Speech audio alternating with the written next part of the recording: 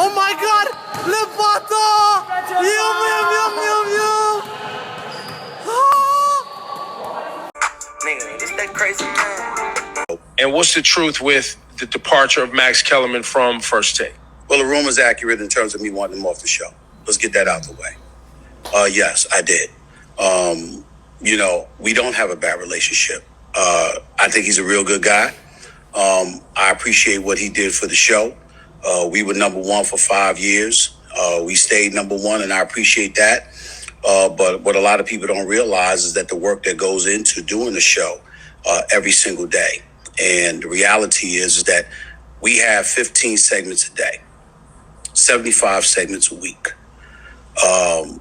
over 3,000 takes a year. In the 9 years that I've been on First Take, I've given over 33,000 takes. And what a lot of people don't realize is that not just the work that goes into that, but also the fact that it's a chemistry that you have, and sometimes it just stalls.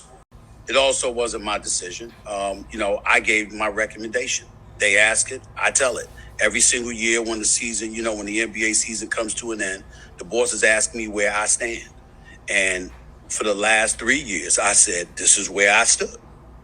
And not only so you've been consistent with the position that we need to evolve the program. We need a new energy for the last 3 years. But they're going to take your recommendation, right? Well, let me say this to you. Not just that. I also told Max that. Right. And how did Max react to that? He disagreed with me. And he disagreed with me 3 years ago. He disagreed 2 years ago. He disagreed this time. We've always understood where we stand with each other. And he also knew that it was nothing personal and it was nothing against him as a talent. I got a lot of respect for Max, and I genuinely like Max as a person.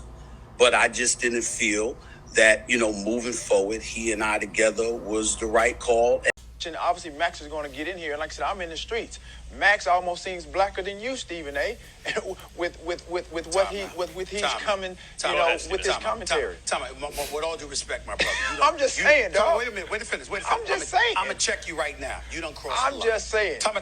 Wait a minute. You don't cross the line. First of all, like I said, you, Colin Kaepernick, Eric Reed, any of y'all that want to debate me in front of black people and talk about what's best for black people, name the time and place, I'll show up. I don't want to hear, what's the definition of blackness? Is there a definitive definition of blackness? Why are you giving the impression that because I don't march lockstep with every single thing that Colin Kaepernick wants? Okay, excuse me. Hold on, wait a minute. I'm not agreeing. Wait a minute. I'm not agreeing with everything that Colin Kaepernick has done. I'm not saying that, but you just sat up there and used an expression, more blacker. Excuse me, I'm from Hollis, Queens, New York City. You ain't the only brother out there that's in the streets. I'm in the streets every day. I get it. And so let's be very clear. And you damn well know that's the truth. And so my point to you is this. Again, I'm not going to disrespect you. I'm not going to go that route. But based on just what you just said, this is supposedly Stephen A. and T.O. going at one another. Did you know that I invited Colin Kaepernick to give him this platform for the entire 2 hours? I said, you can edit the damn show. You can have it live. We can talk whatever you want to talk. The floor is yours. I also gave that invitation to Eric Reed. I know people at other networks that has given Colin Kaepernick that same thing. They disagreed with him to some degree. Are you questioning their blackness too? Come on, man. There's certain things that's crossing the line. Dude, you're taking it as disrespect. There's no disrespect. There's no disrespect to that? No, not